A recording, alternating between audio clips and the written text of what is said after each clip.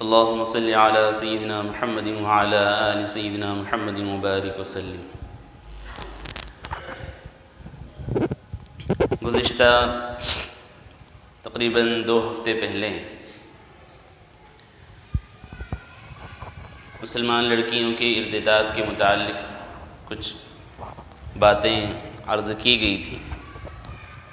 اس میں دیگر وجوہات میں سے ایک وجہ نکاح کے متعلق تذکرہ ہوا تھا۔ اس کی چند باتیں آپ کے سامنے پیش کی گئی تھی۔ وقت کی قلت کی وجہ سے کچھ باتیں باقی تھیں۔ گزشتہ آپ حضرات کے سامنے تذکرہ کیا گیا تھا کہ نکاح کی عمر کی طرف ہم لوگ توجہ دیں۔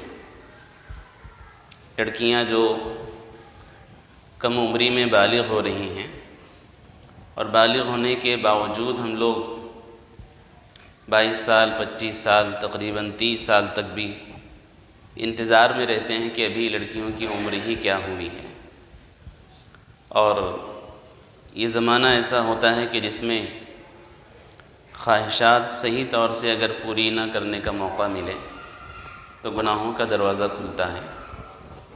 اسی کی طرف نبی کریم صلی اللہ علیہ وسلم نے اشارہ کر کے فرمایا تھا، اذا خطب الیکم من ترضون دینہ وخلقہ، جب تمہاری طرف کسی کا پیغام آ جائے جس کی دینداری سے اور جس کے اخلاق سے تم لوگ راضی ہوں، فزوجوہ، تو نکاح کر لو۔ اگر تم نے نکاح نہیں کیا تو پھر زمین میں فساد برپا ہو جائے گا، فتنہ ہوگا۔ مراد اس سے گناہ ہے، زناکاری ہے، قتل و قتال ہے۔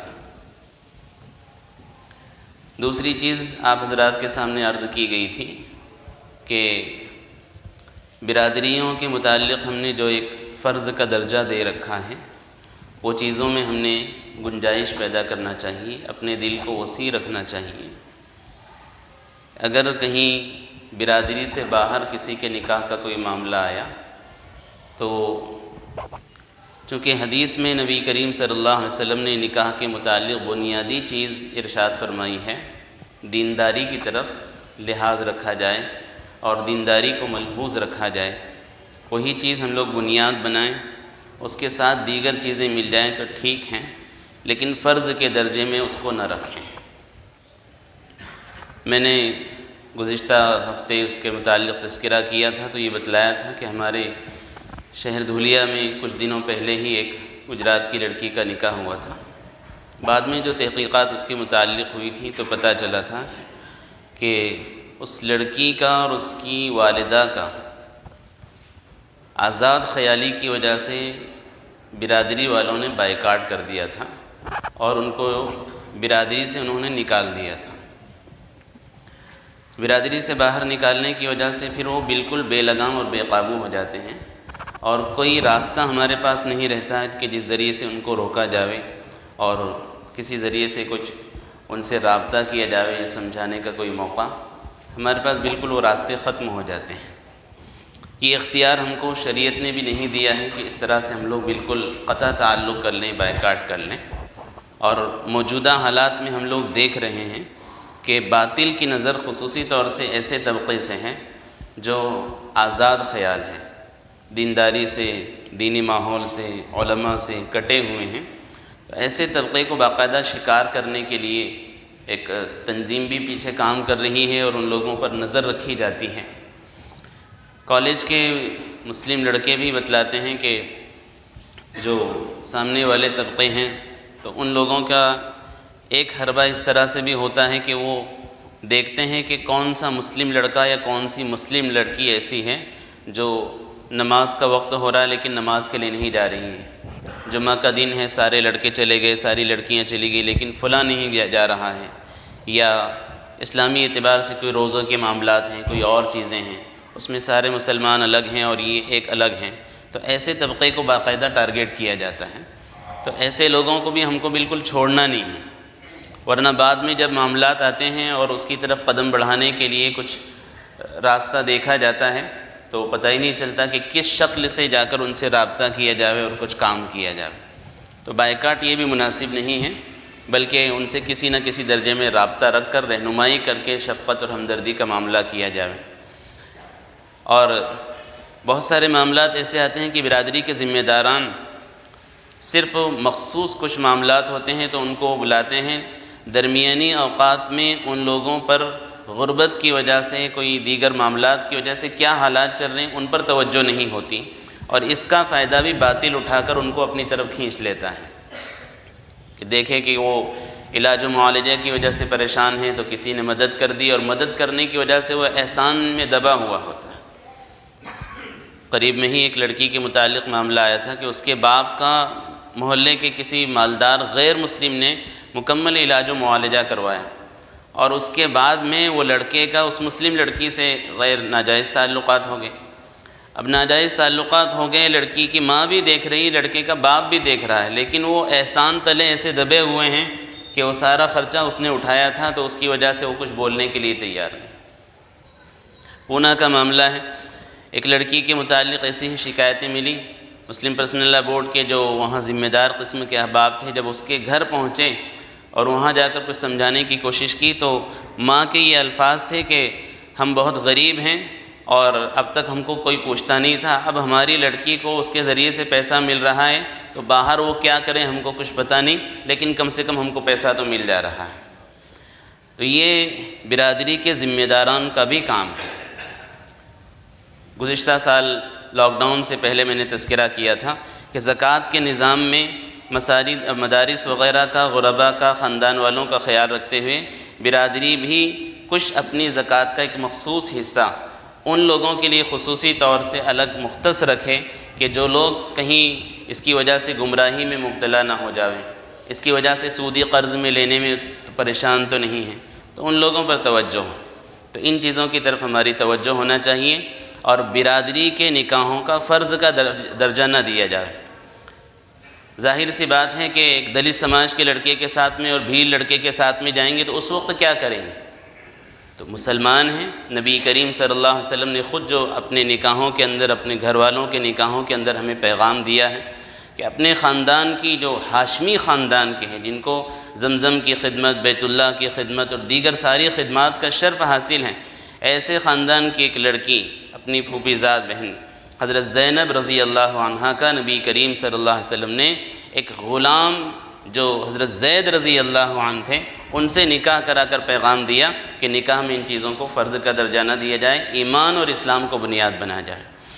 یہی مدینہ المنورہ کا معاملہ ہوا کہ مہاجرین جب مدینہ المنورہ تشریف لے گئے تو یہاں کے مہاجرین احباب تھے، وہاں کے انصار عورتیں تھیں، لیکن ایمان اور اسلام کا رشتہ جڑا، نبی کریم صلی اللہ علیہ وسلم نے جو فضائل ان کو بتلائے تو ان انصار کا یہ حال تھا کہ اپنے خاندان کی لڑکیاں انہوں نے دل کھول کر مہاجرین کے لیے پیش کی تھیں، خاندان الگ تھا لیکن ایمان اور اسلام کو بنیاد بنا کر انہوں نے کہا کہ یہاں تک کہ انہوں نے اپنی بیویوں کے متعلق یہ باتیں رکھ دی تھیں کہ ہم پراپرٹی میں سے، کھیتی باڑی میں سے، مال و دولت میں سے تمہیں آدھا دیں گے، اور کبھی نکاح کے لیے کوئی معاملہ نہ ہو تو ہم اس بات کے اوپر بھی تیار ہیں کہ ہماری 2-3 بیویاں ہیں تو کسی بیوی کو طلاق دے دیں، عدت گزارنے کے بعد تم ان سے نکاح کر لو۔ اس سے بڑی بات اور کیا ہو سکتی ہے؟ تو ہمیں یہ حق نہیں ہے کہ ہم لوگ برادری کے کسی فرد نے کسی اور برادری والے سے نکاح کر لیا، کوئی غلطی کر لیا تو ہم مکمل بائیکاٹ کر دیں۔ اس طرح سے تو ہمارے راستے سب بند ہو جائیں گے، رابطہ ہی نہیں کر پائیں گے اصلاح کے لیے۔ ان چیزوں کی طرف ہم توجہ دیں۔ تیسری چیز میں نے تذکرہ کیا تھا کہ جہیز کا معاملہ بالکلیہ ختم کیا جائے۔ ہم لوگ ہندوستان میں رہتے ہیں تو ہندوستان میں غیر مسلموں سے متاثر ہو کر جہیز کا معاملہ بہت زیادہ ہمارے اندر آیا ہے۔ اس کی نحوست اور اس کے ساتھ جو معاملات لڑکیوں کے پیش آئے اس کے متعلق بھی تذکرہ ہوا تھا۔ غیر مسلموں میں وراثت میں سے لڑکیوں کو کچھ دیا نہیں جاتا تو بدلے کے طور پر وہ جہیز دیتے تھے، اور یہ بارات وغیرہ کا معاملہ ہے تو یہ بھی کوئی کسی نبی کے بعد سے یا کسی صالح کے بعد سے نہیں آیا، بلکہ آپ دیکھیں تو پتہ چلتا ہے اس کے متعلق کہ پہلے جاہلیت کے دور میں لڑکیوں کو پہلے تو بہت زیادہ برا سمجھا جاتا تھا، پیدا ہو گئی اب نکاح کرنا ہے تو یہ سامنے والے کا احسان سمجھا جاتا تھا کہ وہ ہماری لڑکی سے نکاح کر لے، اس کو بہت ساری چیزیں دے کر روانہ کی جاتی تھی کہ کم سے کم اس سے نکاح کر لیں، پراپرٹی میں سے اس کا کوئی حصہ نہیں ہوگا، ماں باپ نکاح کے وقت کچھ دیتے تھے، وہی ساری چیزیں اس کا حق اور حصہ سمجھا جاتا تھا۔ اب یہ ہوتا تھا کہ ایک گاؤں سے یا ایک علاقے سے دوسرے علاقے میں جب جائیں گے نکاح کرنے کے لیے، اور وہاں سے بہت سارا ساز و سامان لڑکی کے ساتھ لانا ہے، تو راستے میں لٹیرے ہوا کرتے تھے۔ تو ان لٹیروں سے بچنے کے لیے اور وہ جہیز کا سامان لانے کے لیے چند احباب کو لے جایا جاتا تھا نکاح کے وقت میں۔ وہ جاتے تھے بڑی تعداد میں، اور وہاں سے 2-3 دن وہاں پر ان کا قیام ہوتا تھا، اور خوب عیش و عشرت وہاں کرتے تھے، کھانا پینا نخرے چلتے تھے۔ جیسے آج کل معاف کرنا یو پی کے علاقے کے جو نکاح ہیں ان کا یہی حال ہے۔ باراتیں یہاں سے جاتی ہیں تو 2-3 دن وہاں ان کے گھروں کے اوپر رہ کر ان کے سارے ناز و نعم، ان کے نخرے سب برداشت کرنا ہے، اور اس میں ذرا بھی کمی کوتاہی ہوئی تو ساری بارات وہ لڑکی کے اوپر آ جاتی ہے۔ ہمیشہ نکاح کے بعد بھی اس کو طعن و تشنیع کا شکار کیا جاتا ہے۔ تو یہ جاہلیت کے زمانے میں چل رہا تھا کہ جہیز جب دیا جاتا تھا لڑکی کو، تو جہیز کو لانے کے لیے بارات کی شکل میں بہت سارے احباب جاتے تھے، اور وہ وہاں سے لاتے تھے تاکہ لٹیرے درمیان کے اندر لوٹ مار نہ مچائیں اور وہ سامان بھی ہم تک پہنچ جائے۔ اسلام کے اندر بارات کا معاملہ، بلکہ عربی کی ڈکشنری میں بھی بارات کا کوئی معاملہ لفظ ڈھونڈیں گے تو آپ کہیں نظر نہیں آئے گا۔ اسلام کا تو کہاں کوئی معاملہ رہے گا۔ نبی کریم صلی اللہ علیہ وسلم کے 11 نکاح ہوئے ہیں۔ 11 نکاح میں سے کسی ایک نکاح کے متعلق بھی آپ پیش نہیں کر سکتے کہ حضور صلی اللہ علیہ وسلم کے ساتھ میں اتنی بڑی تعداد میں صحابہ رضی اللہ عنہم گئے ہیں۔ اگر آپ صلی اللہ علیہ وسلم چاہتے بارات ہی کی کوئی فضیلت ہوتی تو نبی کریم صلی اللہ علیہ وسلم ارشاد فرما دیتے، اور اتنی بڑی تعداد میں ہوتی کہ غزوات میں اتنی بڑی تعداد نہیں ہوتی۔ لیکن کبھی نبی کریم صلی اللہ علیہ وسلم کے نکاح کے متعلق کوئی روایت پیش نہیں کر سکتا۔ دوسرا، نبی کریم صلی اللہ علیہ وسلم کی بنات بیٹیوں کے جو نکاح ہوئے ہیں، ان بیٹیوں کے نکاح میں بھی جو صحابہ رضی اللہ عنہم آئے، ان کا بھی کوئی معاملہ دیکھ لیجئے، کہیں سے کوئی ایسی چیز نہیں کہ جس کے اندر کئی بڑی تعداد میں صحابہ رضی اللہ عنہم بارات کی شکل میں آئے ہیں۔ تو یہ بارات کا معاملہ بھی بالکل ختم ہونا چاہیے۔ اور لڑکی والوں کا جو کھانے کا معاملہ ہے، اس کا بھی حدیث سے کوئی ثبوت نہیں ہے۔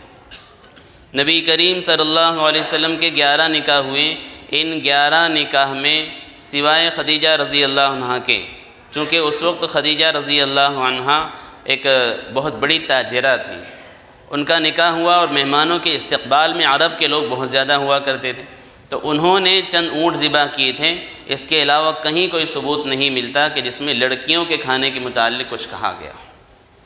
حضور صلی اللہ علیہ وسلم کے جتنے نکاح ہوئے آپ نے خود نے ولیمہ کیا ہے، آپ کے جہاں پر نکاح ہوئے وہاں کا کھانا نہیں ہوا ہے۔ خدیجہ رضی اللہ عنہا کے بعد دیگر ازواج مطہرات رضی اللہ عنہن کے نکاح۔ دوسری چیز دیکھیے کہ جب لڑکی کا نکاح ہوتا ہے، لڑکی لڑکے کا نکاح ہو رہا ہے، تو نکاح کے موقع پر کھجور بانٹنے کا حکم کس کو ہے؟ لڑکے کو ہے۔ لڑکے لاتے ہیں کھجور۔ اگر کھلانے کی اور دعوت کی فضیلت اس موقع پر ہوتی تو لڑکی والوں کو حکم ہوتا کہ وہ اتنی دور سے لڑکے والے یا کچھ احباب آئے ہیں تو ان کے اکرام کے اندر کھجور بانٹ دیں، لیکن لڑکی والوں پر ذرہ برابر کسی قسم کا کھانے کا، دعوت کا، کسی کے اکرام کا، آنے والے مہمانوں کا بوجھ ڈالا ہی نہیں گیا۔ یہ کیا بات ہوئی کہ کھجور تو ہم تقسیم کر رہے ہیں، پلاؤ بریانی لڑکی والوں سے کھا رہے ہیں۔ اگر اس کی فضیلت ہوتی ہی تو پھر کھجور بھی وہ تقسیم کر لیتے اور کھانا بھی ان کی طرف سے ہو جاتا۔ لیکن یہاں میسیج اور پیغام اسلام جو دے رہا ہے کہ لڑکے والے ہی اس موقع پر، خوشی کے موقع ہے تو اس خوشی کے موقع پر کھجور وغیرہ، چھوارے وغیرہ تقسیم کریں، لڑکی والوں پر کوئی معاملہ ہے نہیں۔ انڈونیشیا اور ملیشیا میں جو نکاح ہوتے ہیں تو اگر کسی دور کے علاقے سے کچھ احباب کو لڑکی والوں کے لیے لڑکی والوں کے وہاں نکاح کے موقع پر جانا ہوتا ہے تو وہ وہاں جانے کے بعد میں پوچھتے ہیں کہ لڑکی کے خاندان کے جو اقربا ہیں، رشتہ دار ہیں، وہ کتنے ہیں، ان کی تعداد، اور وہ لڑکے والے خود ان کے ساتھ کتنے احباب آنے والے ہیں، ان کی تعداد، اور ان کا کھانے کا، رہنے کا کتنا خرچہ ہوگا، وہ سارے اخراجات جوڑ کر باقاعدہ کیش رقم یا چیک لڑکی والوں کو دے کر جاتے ہیں کہ یہ ہمارا خرچہ ہے۔ لڑکی کے اوپر کسی قسم کا بوجھ نہیں ڈالا جاتا۔ عرب کے شیخ غدا جب یہاں پر ہندوستان میں آئے تھے اور ایک پروگرام کے اندر ان کی شرکت تھی وہاں، جس کے وہاں پر قیام تھا، تو وہاں پر کچھ تذکرہ نکلا تھا نکاح کے متعلق۔ تو انہوں نے ایک غریب شخص دعا کے لیے وہاں پر چند احباب آئے تھے، تو وہ بھی آیا اور اس نے کہا کہ میری 2 لڑکیوں کا نکاح ہے، ان کے لیے دعا فرما دیجیے۔ تو انہوں نے کہا کہ ٹھیک ہے انشاءاللہ دعا کریں گے۔ تمہیں پریشانی کیا ہے؟ تو اس وقت اس نے بتلایا ہندوستان کی تہذیب اور ہندوستان کے رسم و رواج کے متعلق کہ یہاں جہیز دیا جاتا ہے اور میرے پاس تو کوئی ہے نہیں معاملہ۔ تو وہ تعجب سے کہنے لگے جہیز؟ کیا ہے یہ جہیز؟ کہاں سے شروع ہوا؟ کب شروع ہوا؟ کیسے دیا جاتا؟ پوری تفصیل پوچھی انہوں نے، اور حیرت اور استعجاب کے اندر تھے کہ مہر کے علاوہ لڑکے کو حکم دیا گیا مہر دینے کا، لڑکی والوں سے تو کسی چیز کا معاملہ ہے ہی نہیں۔ اور ہمارے یہاں اتنی بیوقوفی اور اتنی جہالت کا یہ حال ہے کہ نکاح کے موقع پر جب نکاح پڑھانے کے لیے بیٹھے تو پتہ چلا مہر ادھار اور جہیز نقد، جتنا جہیز ہے وہ ساری لسٹیں باقاعدہ بنائیں گے روانہ ہوتے وقت کہ اتنے برتن ہیں، فلاں چیز ہے، فلاں چیز ہے، اور اس میں کبھی ان کو پتہ چل گیا کہ فلاں چیز بھی آئی تھی اور وہ اندر لڑکی والوں نے رکھ لیا، وہ تو اللہ ہی خیر کرے کتنے اس کے متعلق جھگڑے ہوں گے، تانو تشنی ہوں گے۔ مہر نقد، مہر ادھار، اور 20 سال اور 30 سال کے بعد بیان سننے کے بعد کہتے ہیں مولانا میری بھی مہر باقی، اب کیسے دینا ہے؟ یہ حالات ہمارے، جو نقد چیز ہے وہ ادھار، اور جس کے متعلق کوئی تذکرہ ہی نہیں شریعت میں، اس کے متعلق یہ معاملات ہے کہ بالکل مستقل تان و تشنیع کا ان کو شکار کیا جاتا ہے۔ تو جہیز بالکل ہم ختم کر دیں، اور اگر کوئی آدمی یہ کہتا ہے کہ ہم سامنے والوں سے مانگ نہیں رہے ہیں لیکن وہ دے رہے ہیں، وہاں پر بھی اس بات کا خیال رکھے کہ وہاں ہماری ذمہ داری اور فریضہ یہ ہے لڑکی والوں کو میسیج اور پیغام دیں کہ ہم کو آپ کی طرف سے کچھ ہونا ہی نہیں، ہم لے کر ہی نہیں جائیں گے۔ یہ اصل شریعت پر عمل ہوگا حالات کے اعتبار سے۔ پہلے جب یہ چیزیں نہیں تھیں اور کسی نے کچھ دے دیا تو اس میں کچھ گنجائش سمجھی جاتی تھی، لیکن اب ان چیزوں کو ختم کرنے کے لیے باقاعدہ لڑکے والوں کی ذمہ داری ہے کہ یہ لڑکی والوں کو پیغام پہنچائیں کہ ہم کو جہیز کے نام پر کوئی چیز تمہارے یہاں سے نہیں ہونا، ہم کچھ نہیں لے کر جائیں گے۔ یہ چیز عام ہو گئی تو انشاءاللہ لڑکیوں کے نکاح آسان ہوں گے۔ سب کریں گے اس کی کوشش۔ بارات کا معاملہ بالکل ختم کر دیا جائے۔ چائے پانی، یہ چیزیں جو بعض لوگ کہتے ہیں کم سے کم چائے پانی پر کر لیا جائے، وہ بھی بالکل کوئی معاملہ ہے ہی نہیں، ورنہ چائے پانی کے بعد سے پھر شربت، اور کون سا شربت اور قیمتی شربت اور فلاں چیزیں، پھر وہ شروع ہو جائے گی۔ تو یہ ساری چیزیں لڑکی والوں پر کسی قسم کا بوجھ نہ ڈالا جائے۔ مسجد میں نکاح ہو، نبی کریم صلی اللہ علیہ وسلم نے فرمایا مسجد میں نکاح کرو، نکاح کا اعلان کرو۔ آج افسوس کے ساتھ کہنا پڑتا ہے کہ نصرانیوں نے نکاح کو ان کے چرچ سے اور ان کے پوپ اور پادری سے ایسے جوڑ کر رکھا ہے کہ کسی شہزادے کا بھی نکاح ہوگا تو چرچ میں جانا پڑے گا، اس کے نکاح کا ٹائم اور دن بھی وہ پادری طے کرے گا، ان کے اختیار میں نہیں ہوگا، وہ ساری چیزیں اس کی انہوں نے تابع کر رکھی۔ یہاں ہم کو حضور اکرم صلی اللہ علیہ وسلم نے باقاعدہ درس دیا ہے کہ برکت والی جگہ میں برکت والا عمل کرو تو اللہ تعالیٰ برکت عطا فرمائے گا۔ تو مسجد میں نکاح کریں، اور یہ معاملہ نہیں ہو کہ مسجد میں تو نکاح ہو رہا ہے لیکن دعوت نامے میں باقاعدہ لکھا ہے ہلدی کی رسم فلاں تاریخ کو ہوگی، اور رت جگہ فلاں تاریخ کو ہوگا، اور یہ خرافات فلاں تاریخ کو ہوں گی۔ یہ ساری چیزیں، وہ ایک چیز تو ہم سنت کے مطابق کر رہے ہیں، بقیہ ساری نکاح سے پہلے اور بعد کی خرابیاں ہیں، یہ اس کی ساری برکتوں کو ختم کرنے کا ذریعہ ہو جائے۔ بہت سارے جاہل تو عجیب عجیب معاملات کرتے ہیں۔ نکاح سے پہلے وہ نیم کے پتے ہیں یا کسی درخت کے آم کے پتے لا کر کسی کنڈے میں اور کسی برتن کے اندر لا کر گھروں کے سامنے رکھ دیتے ہیں، سمجھتے ہیں اس سے کچھ برکت ہوگی۔ مہندی کا ہاتھ اس شادی کے گھر کے اوپر لگانا ضروری سمجھا جاتا ہے، اور کہتے ہیں کہ وہ نہیں لگایا جائے تو شیطان آتا ہے اور نحوست ہوتی ہے۔ اللہ حفاظت فرمائے۔ بہت سارے ایسے خرافات ہیں، یہ خرافات سے ہم لوگ بالکل گھر چکے ہیں، اور نکاح مشکل کر کے آج خود ہم پریشان ہیں کہ ہمارے گھر میں 2-3 لڑکیاں ہو جائیں تو باپ سوچنے پر مجبور ہوتا ہے کہ کیسے نکاح کریں۔ تو نکاح کے متعلق یہ چند باتیں ہیں، وقت کی قلت کی وجہ سے مزید کچھ باتیں ہیں وہ آئندہ 2 ہفتے کے بعد انشاءاللہ تذکرہ کروں گا۔ فی الحال ان چیزوں کا خیال رکھیں کہ لڑکیوں کی عمریں بالغ ہونے کے اعتبار سے 9-10 سال میں لڑکیاں بالغ ہو جاتی ہیں۔ شریعت کے ایکٹ کے اعتبار سے گزشتہ کل ہی یا پرسوں ہی اخبار میں آپ نے پڑھا ہوگا پنجاب کا ایک واقعہ کہ جہاں ایک مسلم 15 سال کی مسلم لڑکی نے یا 17 سال کی مسلم لڑکی نے 35 سال کی مسلم لڑکے سے نکاح کیا تھا، تو دونوں کی برادری والے یا خاندان والوں نے سختی کا معاملہ کیا، اور ہائی کورٹ یا وہاں جو بھی کورٹ رہی ہوگی اس میں وہ معاملہ دائر ہوا۔ تو وہاں سے ان لوگوں نے اسلامی ایکٹ کے اعتبار سے، مسلم پرسنل لا 135A کے اعتبار سے یہ فیصلہ کیا کہ مسلمانوں میں لڑکی بالغ ہونے کے بعد نکاح کر سکتی ہے، اس لیے اس کے اوپر کوئی رکاوٹ نہیں آئے گی۔ تو یہ ہمارے لیے ایک پلس پوائنٹ ہے، اچھی چیز ہے کہ شریعت کے اعتبار سے ہم نکاح کریں تو کسی کی پکڑ نہیں ہوگی۔ تو بالغ ہونے کی عمر 9-10 سال کے بعد سے لڑکیاں بالغ ہو جاتی ہیں، 20 سال 25 سال تک انتظار نہ کریں۔ اسی طرح سے برادری کے اعتبار سے فرضیت کا درجہ نہ دیں۔ کبھی کوئی برادری کے باہر بھی دیندار لڑکا یا دیندار لڑکی مل گئی تو ہم برادری کے ذمہ دار بھی اپنے دل کو وسیع کریں اور اس نکاح کو قبول کر لیں۔ بنیادی چیز نکاح میں دینداری دیکھنا ہے، کیریکٹر اور اخلاق کا دیکھنا ہے۔ تیسری چیز مہر کے متعلق حدیث میں فرمایا گیا کہ لڑکے والے مہر دیں گے اور لڑکے والے ہی ولیمہ کریں گے۔ لڑکی والوں پر تو چونکہ غم سوار ہیں، اپنی لخت جگر وہ تم کو دے رہا ہے۔ آپ کسی موقع پر ایسا کر کے دیکھیے، کسی برادری خاندان میں ہم کہتے ہیں کہ وہ خوشی کا موقع ہے، خوشی کا موقع ہے، لیکن جب لڑکی روانہ ہوتی ہے تو لڑکی کے گھر والے سب کے سب روتے ہیں۔ لڑکی روانہ ہو گئی، کسی بعد کے دنوں کے اندر جب آپ کا لڑکا، وہ لڑکی آپ کے لڑکے کو لے کر جب الگ ہوگی، وہ لڑکا کہے کہ آج میں خوشی کا کھانا کرتا ہوں۔